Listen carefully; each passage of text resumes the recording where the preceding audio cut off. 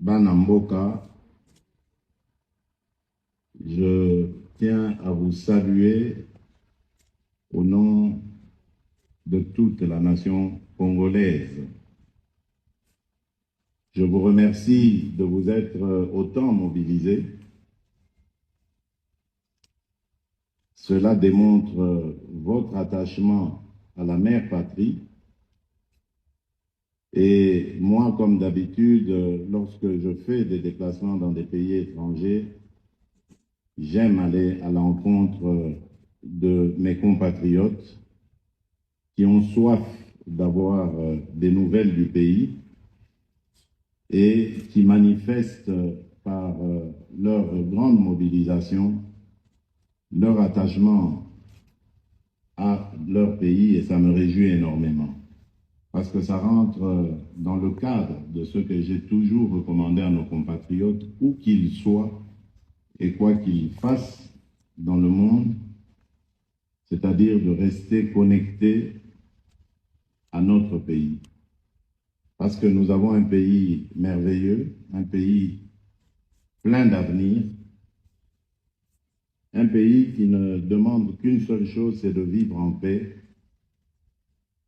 en sécurité pour ses populations et qui est prêt à tout donner à la fois à son peuple, mais également au peuple du monde, dans toutes les potentialités qu'il possède, à la fois humaines et naturelles.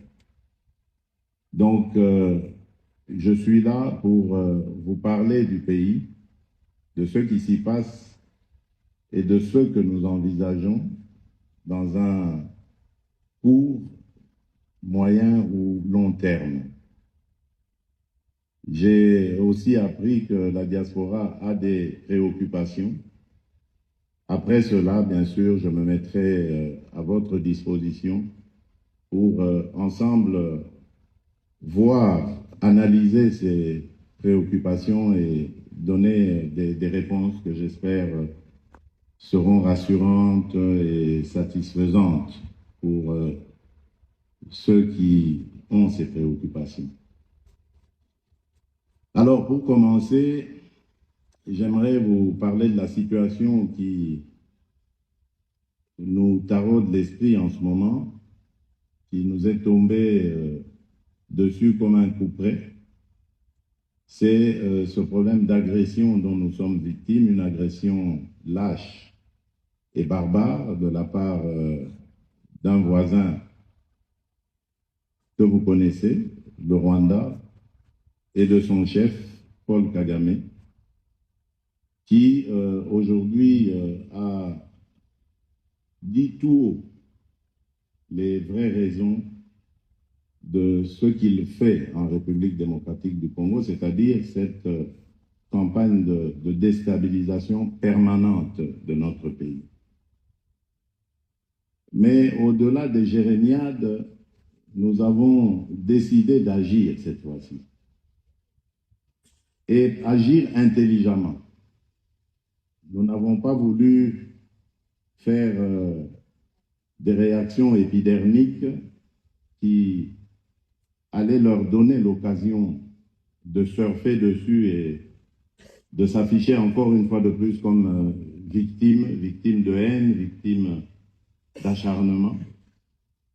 Mais lorsque je dis que nous avons décidé d'agir intelligemment, c'était de montrer à la face du monde que non seulement cette fois-ci, le Rwanda nous agresse de manière lâche, parce que il met devant la nébuleuse M23, les faisant passer pour des Congolais qui revendiquent des choses, lesquelles on ne le sait même pas. En réalité, c'est eux qui se cachent derrière. C'est ça la lâcheté à laquelle je faisais allusion. Et barbare parce qu'ils s'attaquent à des populations innocentes, sans défense, et qui ne demandent qu'à vivre en paix au sein de la République démocratique du Congo et en paix avec leurs voisins du Rwanda. Malheureusement, nous nous avons ce voisin qui aujourd'hui, je le disais, a affiché son vrai visage, qui est ses velléités hégémoniques envers la République démocratique du Congo. Il veut prendre des territoires dans notre pays parce que ces territoires possèdent des richesses qui ont fait le bonheur de son pays jusqu'ici. Il a fait croire au monde qu'il avait une bonne gouvernance grâce à laquelle son pays a prospéré, mais en réalité, c'est parce qu'il déstabilise la République démocratique du Congo en permanence et qu'il tisse des réseaux mafieux qui lui permettent justement d'enrichir son pays. Je dirais, au-delà de son pays, d'enrichir sa clique. Parce que son pays n'est toujours pas riche, son pays demeure un pays pauvre et a des populations pauvres. Et d'ailleurs, au niveau du PIB, la République démocratique du Congo le dépasse. Aujourd'hui, nous faisons partie des 10 pays les plus riches d'Afrique.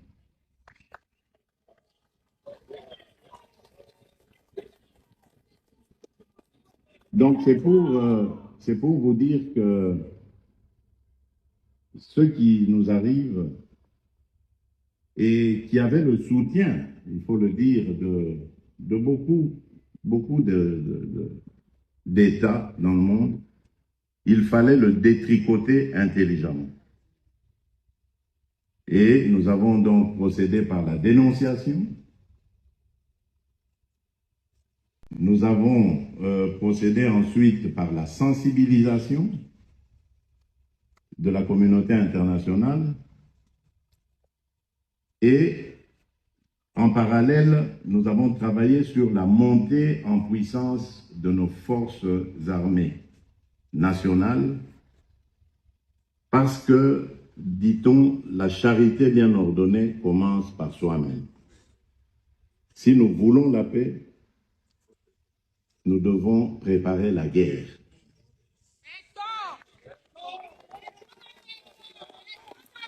Et aujourd'hui, je suis vraiment heureux de vous dire que nos forces armées sont vraiment dans une phase de montée en puissance qui, dans très peu de temps, va nous permettre de pouvoir défendre, de compter d'abord sur nous-mêmes, notre propre défense, avant de compter sur les autres.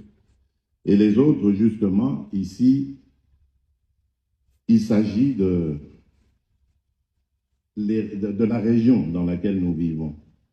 Vous savez, au nom d'un principe de l'Union africaine, de la communauté internationale même d'ailleurs, aujourd'hui les conflits se résolvent d'abord dans la sous-région avant d'aller au niveau du continent, au niveau continental. Et si à ce niveau-là aussi, ça ne se passe pas bien, eh bien, on va jusqu'au niveau des Nations Unies sur le principe de subsidiarité.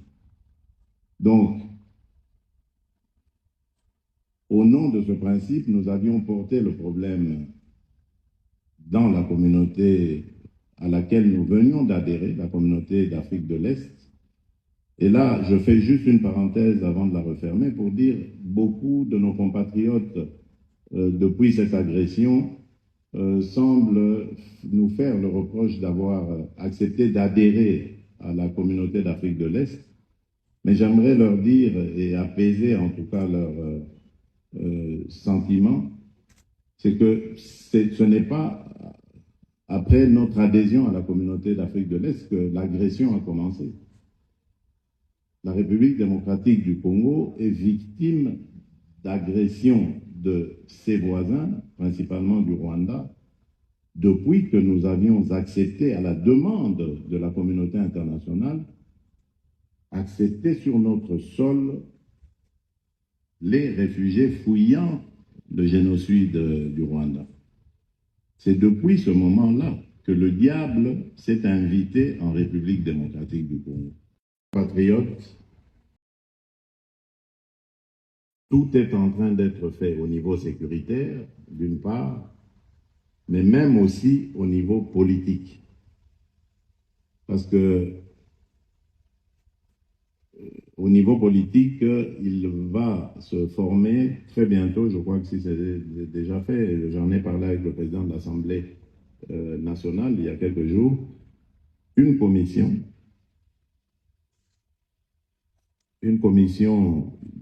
parlementaire d'une part, mais élargie à des membres du gouvernement et d'autres personnalités, qui va se rendre sur les lieux pour s'enquérir de la question. Et ici, vous savez que c'est une question de terre qui est à la base de ces tensions. Et ces terres ont été achetées de manière assez floue à des chefs traditionnels. Et ensuite, on a délogé les populations qui y vivaient pour les pousser vers d'autres populations et créer ainsi des foyers de tension. Je n'en dirai pas plus parce que c'est un modus operandi qui a milité justement à arriver à ces tensions voulues parce qu'on veut déstabiliser le Congo. On veut le déstabiliser parce qu'on ne veut pas que le Congo aille aux élections. C'est ça la vérité. Vous avez entendu une certaine opposition qui ne sait finalement pas ce qu'elle veut parce qu'elle a dénoncé des choses. Elle a dénoncé la CENI, elle a dénoncé la Cour constitutionnelle. Mais finalement, ces mêmes opposants ont rejoint quand même le processus. Ça me rappelle un peu 2018, lorsque les mêmes là étaient en train de dire on ne veut pas de la machine à voter, puis à une semaine des élections, on accepte la machine à voter. C'est la même chose. On dénonce, mais le lendemain, on va s'enrôler et on prend la carte. On ne sait pas ce qu'on veut. Et ça rejoint exactement les mêmes velléités de cet horrible voisin qui veut déstabiliser la République démocratique du Congo à l'Est et maintenant amener le foyer de tension au cœur de Kinshasa, tout en comptant aussi sur une ébullition du côté du Katanga. Nous sommes au courant de tout ça, ne vous en faites pas. Et nous allons nous défendre bec et ongle. Ce dont je suis sûr, c'est que nous ne perdrons pas cette bataille. Les élections auront bel et bien lieu à la date prévue par le calendrier et personne ne nous empêchera de le faire.